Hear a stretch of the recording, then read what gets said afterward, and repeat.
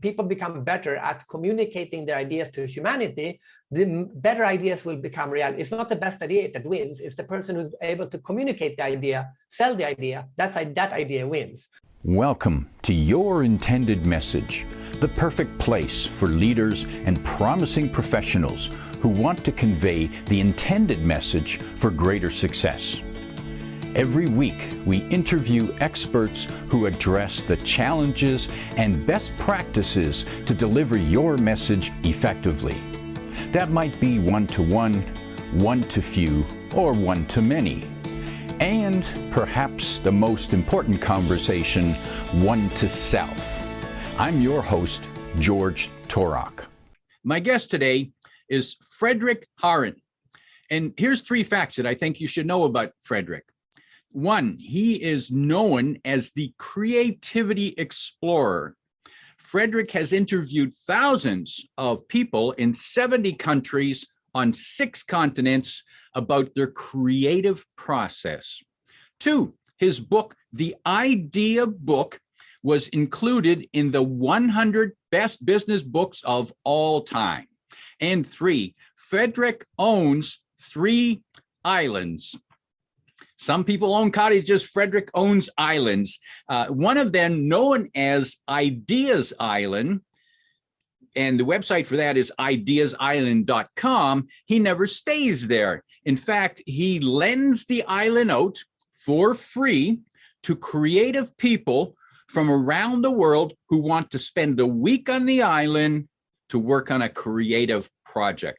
Sounds like a fabulous place to get away, especially at any time. Fredrik Haren, welcome to Your Intended Message. Well, thank you, George. I'm very, very happy to be here.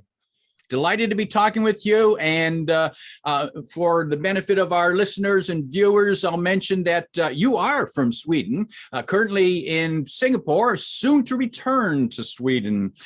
Fredrik, as a creativity guy, creative thinker, one of the projects or one of the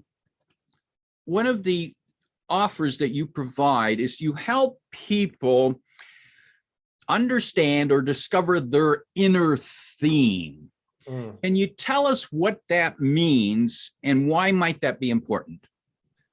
Yes. So I do help people with it. It's not an offering. Actually, it's something I do.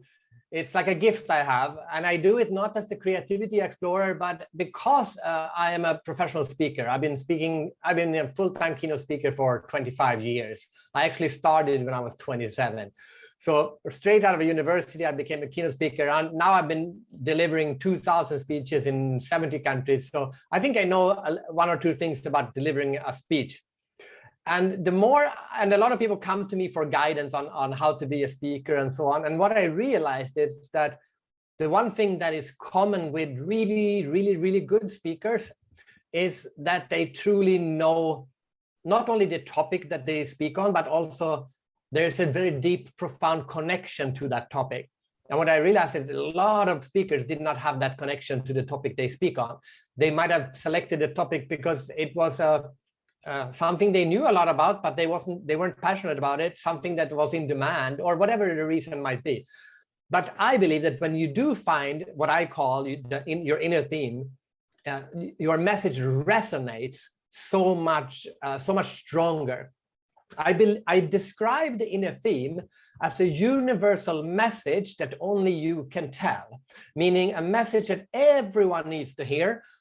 From a taxi driver to the president of America, everyone needs to hear this message, but only you, out of all the billions of people on earth, only you are best positioned to deliver this message.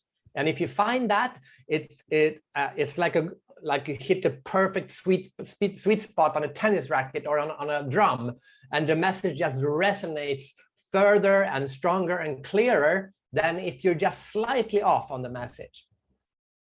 Now, Fredrik, that I'm reminded too of many speakers who speak on topics that really don't resonate with them. And if I think back to my early days, there were many topics that I spoke about, and it was almost like you read a book. Oh, I'll deliver a speech on this book. I like this book, and eventually you find that inner theme. In your case, how did you discover your inner theme as creativity? Okay, so the topic is creativity. My inner theme is humanity to the power of ideas. So what that means is I believe in the potential of humanity, and I believe in the power of human creativity. So the humanity to the power of ideas, that's my inner theme. And so many speakers, there are many speakers on creativity and innovation. But the fact that for me, that message that stands out is that unlike many other creativity speakers, I travel a lot. So I have an understanding of human creativity from around the world. So I have gone to the slums of Mumbai, or I've been to North Korea to study creativity, and very few creativity experts have done that. And that's the humanity to the power of ideas part comes in. I'm interested in human creativity, not just Swedish creativity or American creativity or high-tech innovation or innovation in the tech sector, or I'm interested in it on a much broader scale. And then when you do hit it, so I also describe it like a metal plate, like you throw a ball, and if it's the message is not really solid, the ball will just kind of bounce off you. But if it's very solid inside of you, the ball would bounce much further. So it's the same thing. Find that perfect description of who you are, and your message will resonate much more. So humanity to the power of ideas might not resonate with you or a lot of other people, but for me, it's just that's it. Now, how did I find it? It's kind of like it's like cutting. It's much easier for me to find someone else's inner theme than my own. It's much easier to cut someone else's hair than to cut your own. So the reason I've helped more than 300 speakers find their inner theme. And the reason I do it for them is that every time I do it for someone else, I learn a little bit more about the process of going deep inside yourself to find your inner theme. And by doing that, it made it easier for me to find it for myself. That's curious. We can find it easier to help others at times. And while we're helping others, we might be tempted to say, you know what?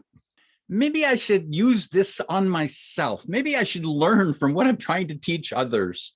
Yeah, and that's what they say, right? The best way to learn is to teach. So the best way to find your inner theme is to help other people find their inner theme. And by doing that, I'm discovering so much of the process that I then can apply on myself. So I think I'm pretty good at cutting my own hair now. But finding your inner theme is just the first part. And then the second part is to find your moniker, what I call the brand moniker. So those two are connected, but they're not the same thing.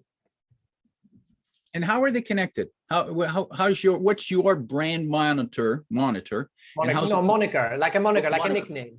Moniker. So a moniker is like a nickname, but it's based on the character of a person. A nickname is just a nickname, and a moniker is a nickname based on the character of a person. So a brand moniker is basically a description of your character as a speaker based on what you speak on. So my brand moniker is the Creativity Explorer. And there are many creativity speakers, but there's only one Creativity Explorer. And to explore means to venture into unknown territory in order to learn more about it. So instead of being a creativity expert, which thousands of people are, an expert kind of implies that you know everything about a topic. An explorer knows nothing about the topic, but is desperate, very keen and curious to find out as much as he can. So I explore human creativity. I'd much rather be the creativity explorer than the creativity expert. And that makes me do those very unusual interviews, with going to Mongolia and interviewing the nomads, or a paper artist in Bangkok, or those kind of people that I interview, to truly understand human creativity, regardless of industry, country, culture, or whatever, the desert of Oman to Silicon Valley. And very few people out of if there's 1,000 creativity speakers, there's only one creativity explorer. So the brand moniker just makes me stand out against all the other people who have similar topics to speak on. And the inner theme is that the resonance to that message that only I can deliver, that only I can deliver, but that everyone needs to hear, which is that everyone should be more creative, and everyone should learn from everyone around the world to pick up the best ideas, regardless where they might be. And I like your moniker of an explorer, because there are too many people who claim to be experts. And the problem with experts is that they act and think like they know everything, like they've arrived. And the explorer is, well, I'm not there yet. I'm still looking. There's more to find, more to learn. To venture into the unknown, to discover more about it, makes you curious, and it makes you have a curious mindset and a learning mindset and a growth mindset. And it also means that when you do go up on stage, it's not about you. So you're not there as an expert to tell the audience anything. You're just there to share what you learned. But explore, literally also the etymology of the word actually means to shout out.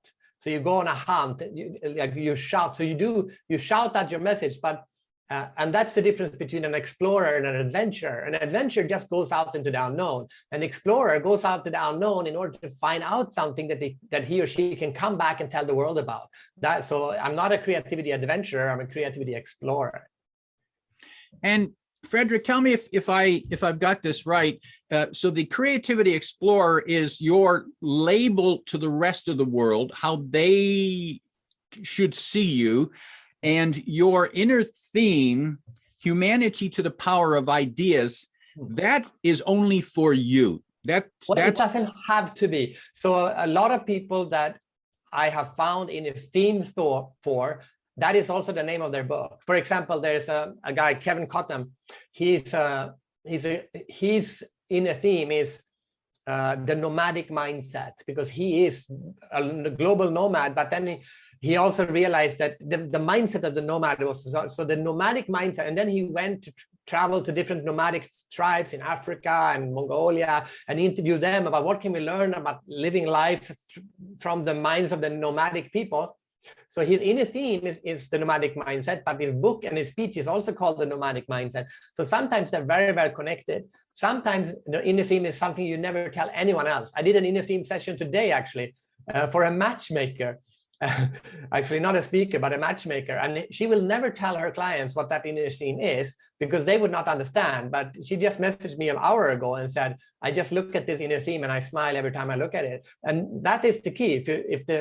When the person smiles and the eyes lit up and you get like you feel peace and you find clarity. The clarity is the number one thing. A great inner theme means everything is totally clear for you, and that's the only person it needs to be clear to. But then you can take that inner theme and sometimes just deliver the same message straight out of the box. Sometimes package it into a message that other people are ready to hear. Because, for example, it could be that you're way ahead of the audience. One of the things I always say when I teach speaking to people is that you need to know a little bit more than the audience, but not too much. Because if you, I started my speaking career speaking about the internet. I was 27 years old. It was 1995. I wrote a book about the internet. I've been to America. I saw the internet. I came home and no one understood anything. My university professor said I was not allowed to write my thesis about the internet. That was just meaningless. But then I write a book and I came out and I spoke about the internet. But my challenge was to go back with my knowledge all the way back to where the audience was around the understanding of what the internet was. So I started my speeches literally by saying the internet is a network of networks. That was my opening line, and I had to start there because otherwise the message would have gone over their heads. So my message, my inner theme at that time might have been just the World Wide Web, as the whole idea of connecting humanity through computers. I was passionate about it. But I had to go back and say, no, that's not the message. They won't get me. And it's funny, while you're saying that, I remember one time watching when home computers, PCs, first came about. A store owner who sold PCs was giving a talk about PCs. He lost us because he started by talking not about what it does for us, but he started by talking about the chip. The chip. Here's the size of the chip and here's the speed, and we're sitting there thinking, yeah, so what? Yeah, exactly. And that's very common when it comes to people delivering speeches. They deliver the speech based on where they are and not based on where the audience is. Based on where the audience is. That is valuable. Where the audience mentally is. Right? What's their understanding of the topic you're going to speak on, and you have to start there, and then you can bring them all the way to where you are. If you're skilled enough, or rhetorically strong enough, or it's sometimes it might not. I would argue it's always possible as long as you start where they are. There's one of my classical rhetorical formulas is the 4 Ps. I'm sure you're aware of it. It's position, problem, possibility, proposal. And the first one is important. Position means where are we now? And you just basically describe what the world looks like in words that make the audience say, yes, this is true. This is where we are right now. Then comes the problem. And most people start with a problem right away. If you start with a problem right away and people haven't agreed that that is the problem, then you have lost them. So you start with where we are, then you say the problem. Then you paint a picture. Imagine if we don't have this picture, if we don't have this problem anymore, and therefore then comes the proposal. What do we need to do now? Very simple rhetorical trick to deliver any speech. America used to be great, but now we have lost our position. That was, the problem is we're not the superpower. We're not the great country that we used to be. We are getting immigrants are coming in and they're raping our women. Therefore, I suggest, but imagine if you live in a country that was as safe as it and innovative as we used to be, good old days. Therefore, I propose to build a wall against Mexico. Classical, very simple rhetoric. Yes, we can learn a lot from that style, and it makes sense, and I see the process, and yes. I see, and it makes perfect sense. Fredrik, at what point in your career did you realize this concept of inner theme, and did you one day just wake up and say, I don't have an inner theme, I don't know who I am, I got to find out? No, it's been a process for, I would say 15, not 15 years. I've been a speaker for 25 years. For the first 15 years, I was a creativity speaker. That was it. I would define myself as an author and a speaker. Then I speak on creativity, and that's very common, but then I realized that was wrong. So I started going deeper and thinking about it more from a more profound way. And then I had versions and versions and versions of it that were always better than the one I had before. But then when I found humanity to the power of ideas, it's like, okay, that's it. It's like anything. You know when the idea is done. You can just tell. I mean, I interview a lot of creative people. I interview a painter. I interviewed once a guy who does mosaics using screws, like 10,000 screws. And I said, when do you know when you're done? And he said, you just know, like 9,999 screws, and no, there's still one more screw missing. And then suddenly go, no, that's it, no more screws, I'm done. So we have this, ideas have this way of telling us that, okay, we've come to a place of calmness now. We are now done, we can rest for a while. But an inner theme can change over time. It's not a static thing, like, because humans, we are not static. So who knows, 2 years from now, yeah, I might have a totally different inner theme. And same with the brand moniker. It can also change, just like a company. Like some companies are lucky. Nike has had Just Do It since 1988, but Coca-Cola changes their slogan every 5 years. So yeah, for some, lucky enough to find the perfect one, and it can go on for decades. But you need to wake up every morning and say, is this still true? If not, change it. And I'm curious, Fredrik, do you review your inner theme every day? Yes. Oh, no, I wouldn't say every day, but considering that I do so many inner theme sessions, I help so many other people with it, I would say that I do it every week. But most of the time I wake up and say, yep, still true. And then that's it. Because it's kind of like being in love or whatever. Like you basically have to check in, either it's on or off. Does this still resonate with me? If the answer is yes, now what, Marie Kondo, does it spark joy, right? It's very quick, boom. Yes, it does. Okay, move on. No need to analyze it. Yes, but if it doesn't, then you say, okay, this doesn't spark joy anymore.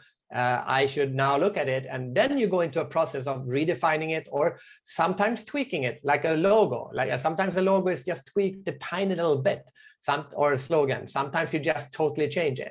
Same thing here. This is a brand moniker is basically a speaker's ability to put a slogan or a brand on what they're doing. You could say that the moniker is the brand and the slogan is the inner theme, to kind of summarize it. But there is one more aspect of this that we haven't talked about that I would like to add, because there's an inner theme, there's a brand moniker, but then there's also the core message. And the core message is slightly different.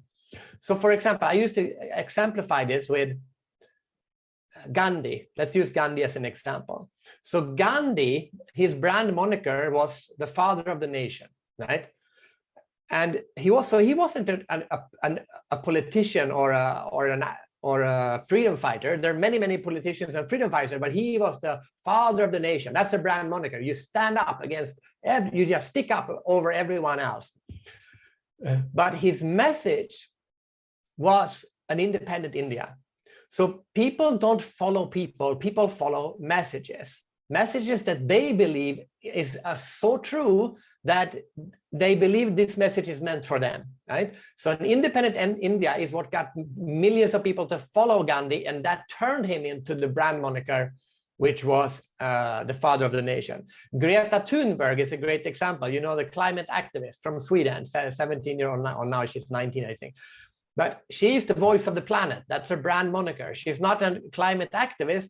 I mean, she is, but there are many climate activists, but she is the voice of the planet. But people follow Greta because the message is we need to save humanity, we have to save the planet. And so many people around the world realize that Greta is onto this, and I follow her because I believe in the message that she is communicating, not I believe in her. And the last example I can use is someone like Anthony Bourdain. Anthony Bourdain, many celebrity chefs, but he was not a celebrity. He was more than a celebrity chef. And he was connecting humanity through food. That was the message that people believed in, and that's why they followed him until he tragically killed himself. But if he hadn't killed himself, his brand moniker would have been the food explorer. But he never lived long enough to get that moniker. So now you have the inner theme, you have the core message, and then you have the brand moniker. And you earn your brand moniker by having a core message that people want to follow. People follow the message, not the person. Correct. People do not follow people. People follow messages. So my core message is helping humanity create its potential, which is slightly different from humanity to the power of ideas, because that's my inner thing that makes me wake up in the morning and say, so if, like, for example, you ask me, so should I be on George's podcast? Like, oh yes, I should, because I believe if people become better at communicating their ideas to humanity, the better ideas will become real. It's not the best idea that wins, it's the person who's able to communicate the idea, sell the idea, that idea wins. So if I can help people become better at communicating their ideas and their messages, it is in line with humanity to the power of ideas. That's why I should do it. Fredrik, when someone sits down with you and says, help me find my inner theme, is there a standard set of questions that you have with them, or is it you just let them talk? Yeah, I do not have standard set of questions, and that is the challenge. That is why for me it's a challenge. So the woman I did the matchmaker today, I know nothing about it. It's a total stranger for me. I know nothing about her, and I said, hello, what's your name? Tell me about yourself. And in 1 hour, my challenge is to tell them their core inner theme, something that is the most strongest core of who they are. I'm supposed to tell them that in 1 hour that they don't know even themselves, and that's my challenge. That's why I like it. It's like climbing a mountain for me. It's very, very difficult, which means I don't have a standard set of questions, unfortunately. So it's a very deep and profound and fast conversation. I need to go fast. I need to go deep as fast as I can. I do it like those divers that hold on to weights and just go as deep as they can, as quickly as possible. That's my strategy. I interrupt them if they speak too long or go off topic. I say, I don't have time for this. We need to go deeper. So in a case like that, you truly are explorer, because you're going into a conversation and you know what you need to find. You have no idea where it is. I know nothing about them. So it's a perfect example of an exploration. I'm exploring the inner side of this stranger, and I have to do it fast. But you can do it yourself. I mean, you can do it yourself. And questions that I ask, but okay, if I would teach anyone else to do it, I do look, for example, I look for energy. When someone talks about something and their eyes light up, or a word that keeps coming back over and over. Because if someone let's say someone uses the word, I like to help, and they use that when they talk about themselves as an 8-year-old, they talk about themselves at the first job, they talk about themselves, what they like to do now, and what they talk about what they want to do in the future. And they always use, like in all those instances, they use the word help. Then I know that the inner theme is going to be help, but they don't know it.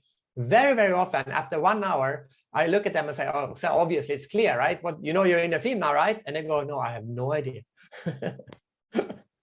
And I said, but you just said it 30 seconds ago. And they go, what, I did?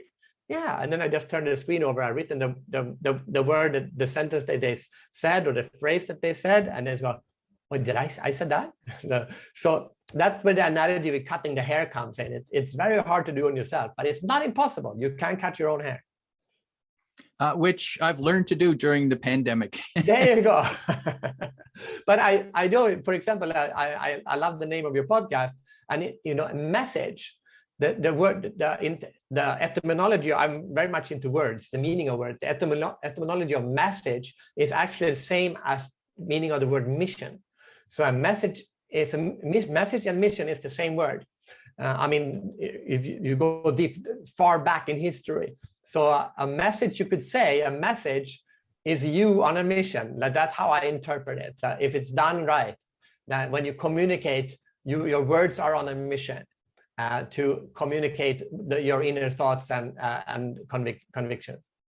And I'm curious, and I know we don't have time to do it right now, Fredrik, but if you were to go deeper on me, and you're right, the word message does resonate strongly with me. It wasn't by accident. I played with several themes, and I kept coming back to the word message. Yeah. And I wouldn't start with message though. I would start with intended, because message is of the two words more obvious. I mean, not obvious, but of course it's what you talk about. But why did you choose intended? That would be my first question. If I was going to go deeper on this podcast as an inner theme, like why did you choose to do a podcast on this? Because that's a very good word. Words that are unusual that people use are usually much more. There's much more value. There's more gold there than use the words that everyone uses. So why did you pick intended? And that's a good question, because in my mind, when we communicate, we send intended messages and we send unintended messages, and often the unintended gets in the way, and people are blind to their unintended message. Well, that's not what I said. Well, that's the way you said it. That's what I heard. And certainly I've learned from my own mistakes there too. I've said something and then said, that didn't come out right. It's not exactly. Not what was in here. It's not what I really meant to say, but it came out wrong. And so, yeah, so that's my challenge. That's the, I suppose that's my mission, to help people deliver their intended message more successfully. Yeah. And it's such a good advice, because a lot of speakers are, and there's the balance between what the audience needs to hear, what the audience wants to hear, but at the core of it, it is what is the message you want to communicate. Because I've interviewed thousands of speakers and done thousands of speakers. And if you ask people, what is the best speech you've ever heard? The common denominator is always that the speaker was authentic. And you can only be authentic if the message that comes out is the intended message that person actually wanted to communicate. And we can do the opposite, an unintended message, or like an unauthentic speech. And there is no value in an unauthentic message. It's not even a message. It's something else. I don't know what it is, but it's something else. But an authentic delivered message. I once watched a TEDx talk by a Swedish poet. He's a wonderful poet. But he started his speech in very broken English. He said, I'm always nervous when I give a speech, but now I'm nervous in English. That was his opening. And the audience just melted, and the rest of the speech was in absolute terrible English, and no one could care less. We just loved it. And one of my favorite speakers is Hans Rosling, also a Swedish guy. You know Hans Rosling, one of the most famous TED Talks, and his English is very, very broken, but so authentic. So if your message is not coming from the core of who you are, and you can stutter and you can sweat, and that doesn't matter. People will love it. And very true. And I've found that we will forgive many flaws if we like and trust you. Yes. Stephen Hawking, for God's sake.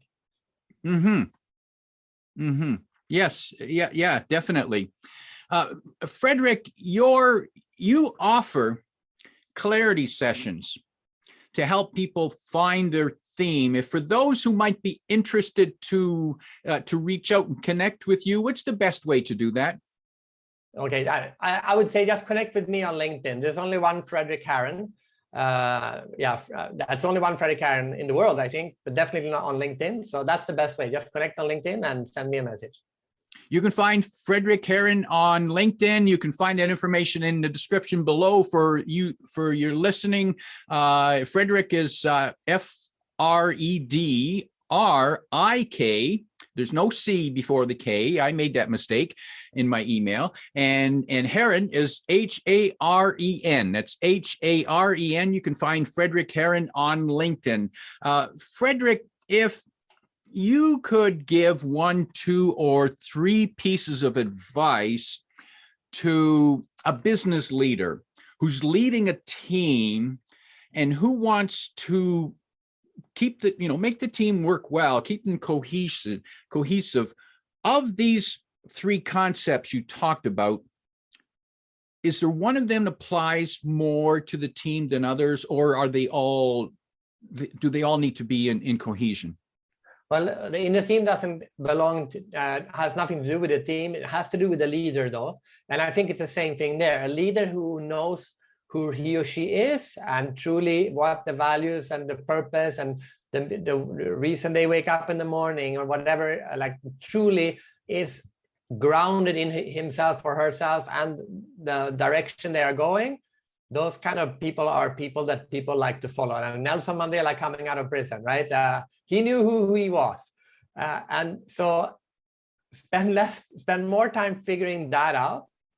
I went to a Buddhist retreat and did 11-day silent meditation. That is an awesome way to figure out who you are deep inside, below all that mind chatter, and go truly who you are.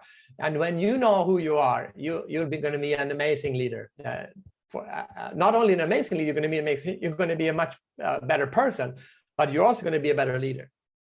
Thank you, Fredrik. And I can only imagine, I can't imagine what it'd be like to be silent for 11 days. Not even hello, this is George. No, we had 15 minutes a day with the monk.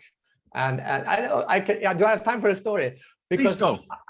I had 15 minutes with my monk per day, and he would ask me questions to figure out and the rest of the day, total silence, just meditation. And then during those 15 minutes, once I asked a question, and he said, always be in the moment. But of course, that's what they like to say. And I said, but what do you mean? So I said, I'm not supposed to rehearse my speech? And he goes, yeah, you're not supposed to rehearse your speech, because then you're living in the future. And I said, but like Tiger Woods, they will imagine the ball going into the hole. Yeah. He said, that's wrong. You should always be in the moment. And when you go up and do the putt, that's when you do the putt. I said, no, come on. And then he looked at me and smiled, and he said, Fredrik, imagine you go up on stage, and in that moment when you go up on stage, you are 100% in that room, on that stage with the audience right there and then you speak what is in your heart. Do you think you will deliver a good speech? And I go, yeah, you're absolutely right. Of course I would. And I would feel every nuance of that audience and every emotion in the room. And I could tweak, and rehearsing a speech is totally meaningless, because I don't know what the room is going to be like.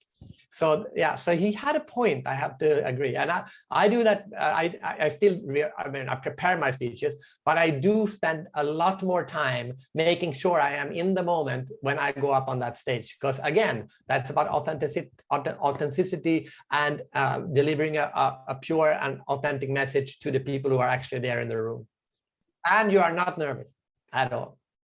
Powerful advice, Fredrik. Thank you for that. My guest today is Fredrik Haren, reminding you that people follow the message, not the person. If you like what you heard, remember to like, comment, and share this podcast. Come back every week for more practical insights to help you deliver your intended message. I'm your host, George Torok.